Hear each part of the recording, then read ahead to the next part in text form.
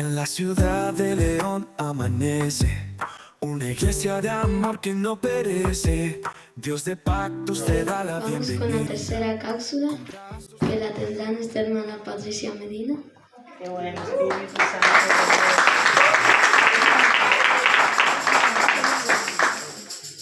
Santo. Otro aplauso, amén.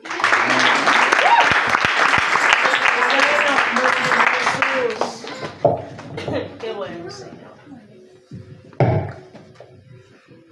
Dios le bendiga. Adoramos al Señor en esta tarde, a mí. Bueno, primero me presento. Para los que no me conozcan, mi nombre es Patricia y por la gracia de Dios tengo el privilegio de ser líder de los herederos del Rey. En esta tarde tengo una cápsula y agradezco mucho al Señor porque ha sido de gran bendición para mi vida. Me ha enseñado bastante y espero que así sea para cada uno. El tema que me ha tocado es identidad, pecados más vicios, la fuente es Cristo. Aleluya. Este tema me gusta mucho porque es muy interesante e importante de saber. He podido ver cómo Dios ha tratado en mi vida y ha servido de bendición para mí. Primero vamos a hablar sobre el pecado. Desde el principio de la creación, como sabemos, el enemigo hizo que Eva cayera en tentación, lo que abrió la puerta al pecado en toda la humanidad. El pecado de Eva contaminó también a Adán y alteró el diseño divino de todo lo que Dios había creado a su imagen y semejanza. Para entender mejor lo que es el pecado, vamos a leer su significado. Según la Biblia, el pecado se define fundamentalmente como la transgresión de la ley de Dios, la rebelión contra su voluntad y errar el blanco, no alcanzar el estándar de santidad en Dios. Abarca acciones, pensamientos y actitudes injustas que separan al ser humano de Dios, resultando en muerte espiritual y física. Algo principal que debemos saber es que el pecado no es compatible con lo de Dios. No se puede juntar, no pueden habitar juntos. Esto lo podemos ver reflejado en Gálatas 5:17. ¿Alguien? No, está bien. ¿Alguien que me pueda leer para que así participemos? ¿Un adolescente? ¿Alguien que tenga Gálatas 5:17, por favor? Alabanza a Jesús. Amén. Puede levantar la mano quien lo tenga.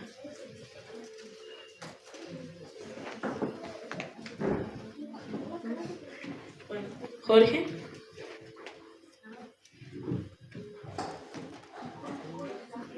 Porque el deseo de la carne es contra el espíritu, y el del espíritu es contra la carne, y estos se oponen entre sí para que no hagáis lo que quisierais. Amén. Gracias. Como acabo de decir, lo del pecado no es compatible con lo del Señor.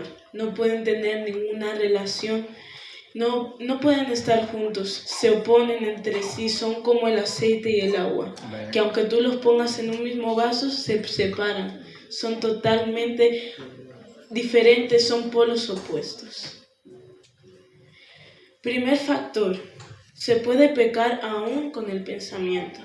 No solo pecamos con acciones o con palabras. Dice la palabra en Jeremías 17:10 que Dios escudriña los corazones, pero también escudriña nuestras mentes.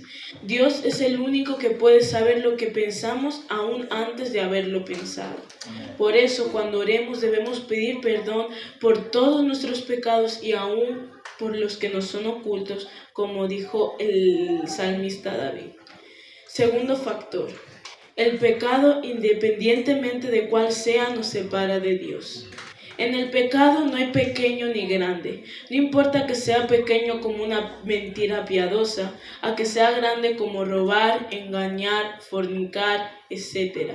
Todo tipo de pecado nos separa de Dios.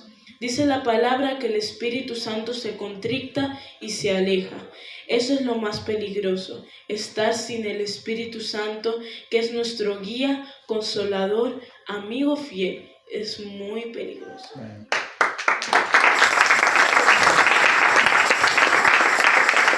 Tercer factor, el pecado nos cega.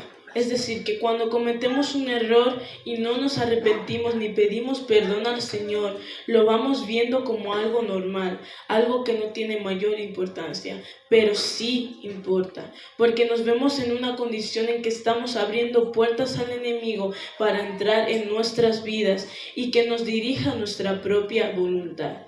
Eso sin mencionar que Dios se entristece y su propósito ya no puede obrar en nuestras vidas, porque como dije al principio, el pecado y Dios no son compatibles.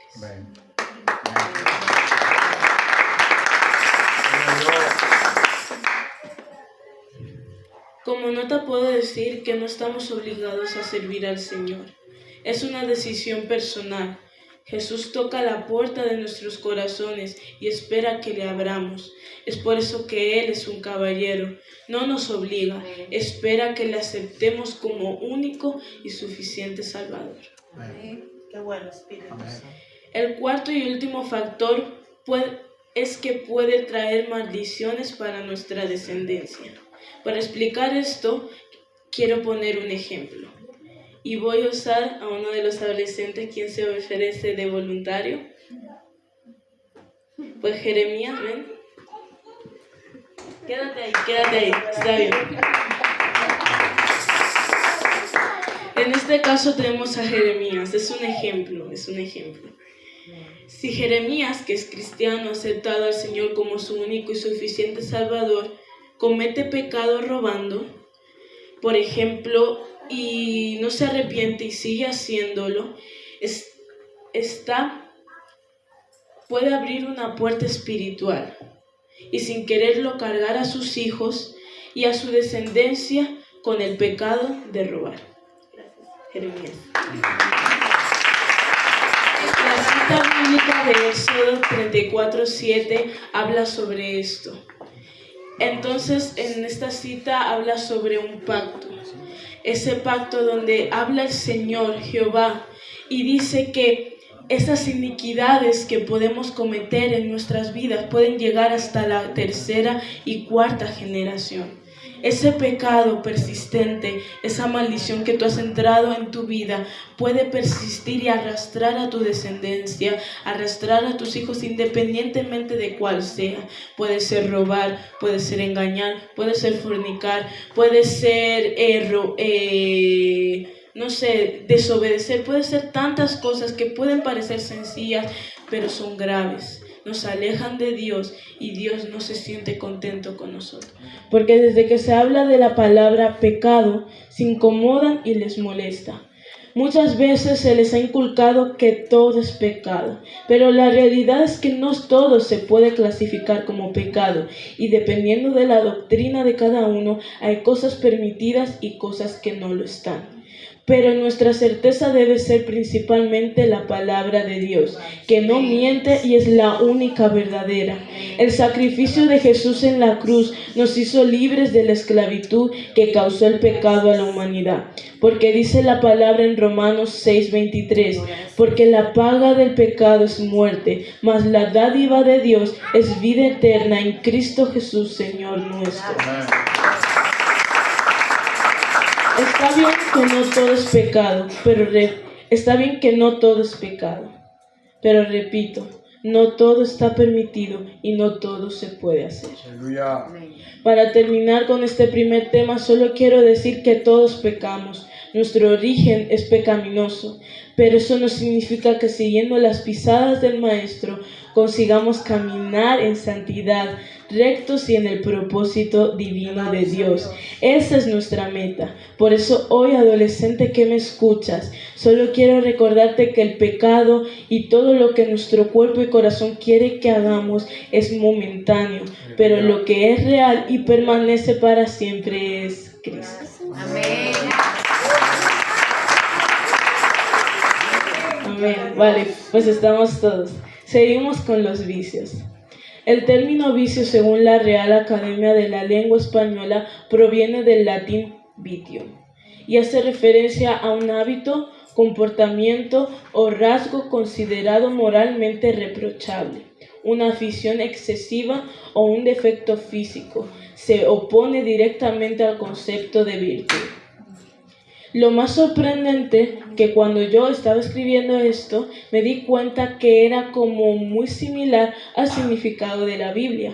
En la Biblia, un vicio se entiende como un hábito y práctica moralmente reprochable, una tendencia pecaminosa que aleja al ser humano de Dios, corrompe el carácter y daña el cuerpo y el espíritu. Se considera lo contrario a la virtud y un espíritu de esclavitud que somete la voluntad. Muy curioso que la definición de vicio en lo secular y en lo espiritual sea similar. Normalmente es diferente, pero el vicio es algo que ata tanto espiritualmente como secularmente.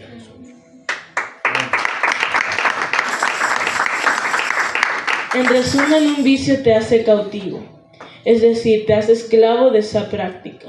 Un vicio es un hábito en exceso y todo en exceso hace daño. Hay diferentes tipos de vicios. Pueden parecer sencillos, pero siguen siendo muy peligrosos. Apuesto a que cada uno de nosotros no sabíamos que había tantos tipos de vicios. Ahora se los voy a decir, escuchen con atención. Adicción a la cafeína, consumo excesivo de café o bebidas energéticas. Adicción al trabajo, necesidad obsesiva de trabajar. El término vicio abarca desde comportamientos y adicciones destructivas hasta hábitos de conducta y defectos morales. La clasificación principal se divide en 4 categorías fundamentales. ¿Las quieren saber? Sí. Amén. Primero, adicciones a sustancias. Se llama adicciones químicas.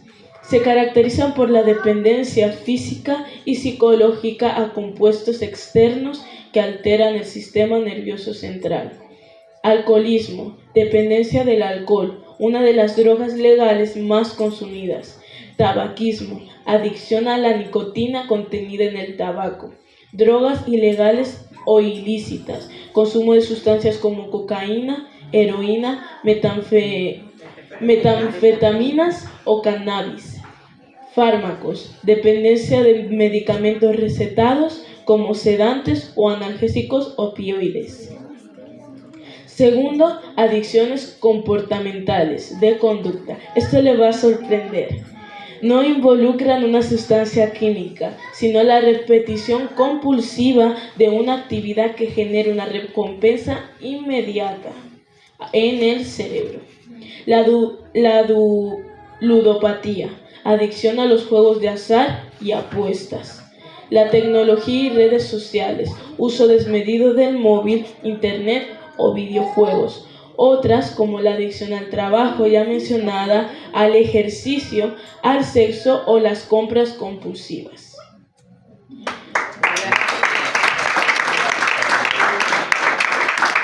En tercero tenemos vicios de carácter o morales.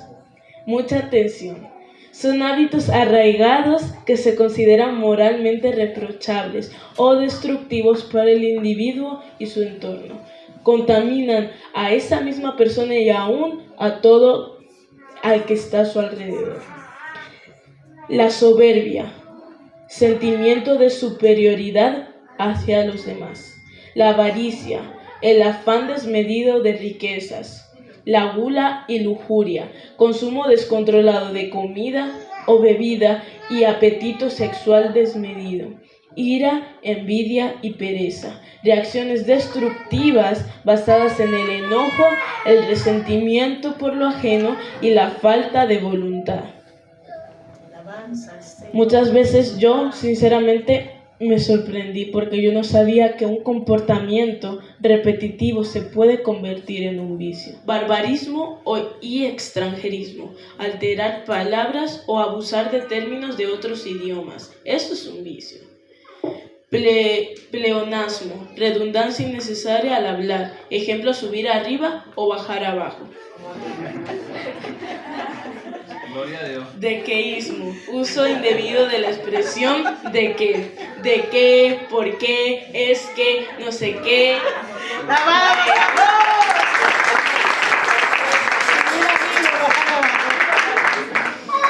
Todos estos tipos de adicciones son algunos entre muchos. Todos se definen con palabras como necesidad, obsesión, excesivo, extremo. Estas palabras definen muy bien este tópico, pero esto es humanamente. Y espiritualmente, ¿qué pasa en lo espiritual cuando una persona está en vicios? Te responderé estas preguntas. Según la Biblia, los vicios generan una esclavitud espiritual. Y esto está basado en Juan 8:34. ¿Alguien que me pueda leer esta cita? Juan 8:34. ¿No la puedo poner aquí? No.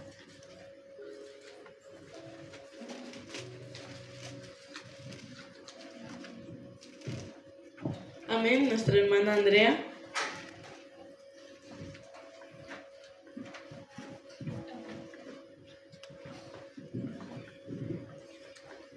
Jesús le respondió: de cierto os digo, que todo aquel que hace pecado, esclavo es del pecado. Amén, muchas gracias. Esto explica que independientemente del pecado, nos hacemos esclavos. Un vicio te esclaviza. Un vicio te hace ser esclavo de esa cosa, ya sea material o emocional. La esclavitud no es buena. La esclavitud puede llegarte hasta a tener que morir por ese vicio. Donde la persona, según la Biblia, los vicios generan una esclavitud espiritual, donde la persona pierde su libertad interna y entrega su voluntad a un deseo desordenado. Esto provoca un alejamiento de Dios inmediatamente. Desde que tú te metes a un vicio, el Espíritu Santo dice adiós. Porque, como ya dije desde el principio, el pecado y Dios no pueden estar juntos. Esto provoca un alejamiento de Dios, endurece el corazón y sofoca la espiritualidad, permitiendo que la persona sea controlada por el pecado en lugar de por el Espíritu Santo. Estos vicios se convierten en dioses que guían la vida de las personas a tal extremo de amar a ese Dios material más que su propia vida, a tal extremo de no poder vivir sin eso, a tal extremo de morir por eso.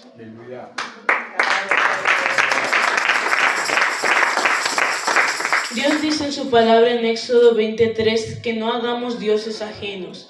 Él es el único Dios verdadero, el único que debe ser alabado. Este tema es muy profundo y pudiera hasta profundizar en cada vicio porque es algo muy fuerte, muy fuerte. Pero eso ya será otra cápsula. Muchas veces puede ser que estés viciado a alguna cosa, al móvil, a fumar, a ver cosas indebidas, decir mentiras, apostar, engañar. Que de hecho la adicción, la tecnoadicción, que es la adicción a las redes sociales, a todo lo electrónico, no solo está en la juventud, no solo está en la adolescencia. Muchos adultos están atrapados en ese vicio. Y es un vicio muy fuerte, es un vicio que cuesta salir de él. Alabado sea Dios, aleluya. Todos estos vicios pueden parecer pequeños, pero realmente nos están alejando de Dios y su propósito en nuestras vidas. Corrompen nuestro carácter y dañan nuestro cuerpo y espíritu. Se consideran lo contrario a la virtud y es un espíritu de esclavitud que somete nuestra propia voluntad. Ese vicio se apodera de tu vida. Ese vicio te usa como si Él fuera la vida y tú fueras el que está ahí. Es como si tú fueras maniquí de ese vicio. Es como si tú fueras lo que quiera hacer ese vicio contigo, lo que quiera hacer ese espíritu contigo, eso haces. Eso es la realidad de un vicio. Esta puede ser la realidad de una persona en vicios. Una persona que en su mente todo esté patas arriba, que no pueda saber cómo salir, que no pueda saber cómo ordenar su vida. Desde la primera vez que tú pruebas un vicio, ya estás hasta escribiendo tu carta de muerte.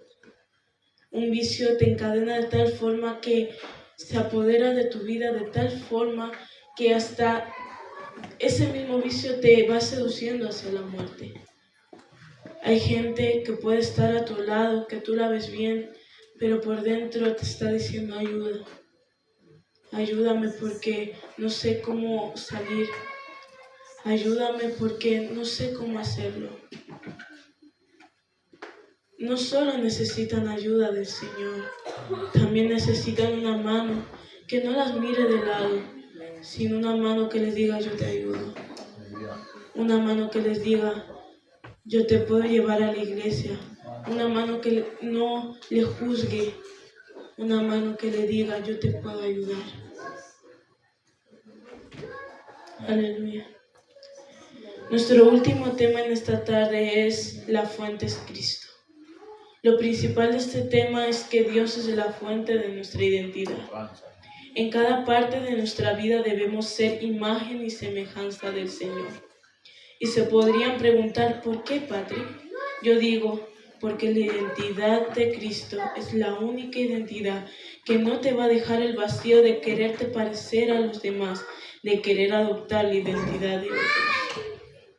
A nuestras edades, refiriéndome principalmente a los adolescentes, buscamos nuestra identidad en los amigos, en las redes sociales, los famosos, nuestro alrededor. Buscamos respuestas a las preguntas como ¿quién soy?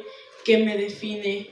¿Cómo soy? ¿Qué le parezco a los demás? ¿Qué piensan mis amigos de mí? ¿Qué piensan mis padres de mí? ¿Qué piensa Dios de mí?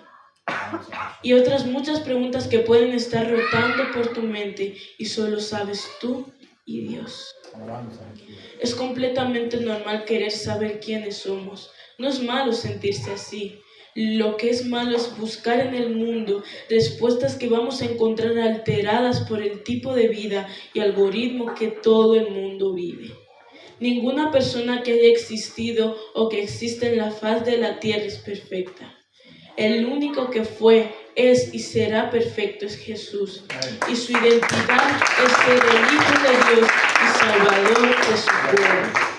Esa es nuestra certeza, que somos hijos de Dios y que Él nos ha amado primero. Marcamos la diferencia y somos de bendición a nuestro entorno, para nuestros amigos, compañeros, profesores, familiares, adolescente que me escuchas.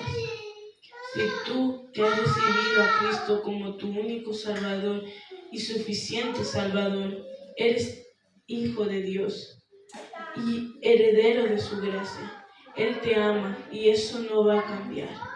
Esa es tu verdadera identidad. Y me preguntarían, ¿cómo puedo buscar mi identidad en Cristo? La respuesta es muy simple. Recibe a Jesús como tu único y suficiente Salvador. Ora más, lee más la Biblia y crea esa relación con Dios que te otorgará esa llenura espiritual y secular que necesitas. En conclusión, ¿qué decides esta noche?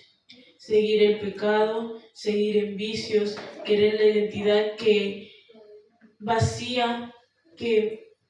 querer la identidad vacía que te otorga el mundo y sus pasiones, o decides aceptar a Cristo y tener una identidad llena que te hará libre de todo pecado, vicio y atadura. Yo decido seguir a Cristo. Te invito a que ores conmigo, que presentes tu corazón al Señor y el Espíritu Santo trate en tu vida. Si alguien aquí no ha recibido a Cristo en este lugar y quiere aceptarle como su único y suficiente Salvador, puede pasar al altar y los pastores van a orar por esa persona. Oramos, pueden ponerse sobre sus pies.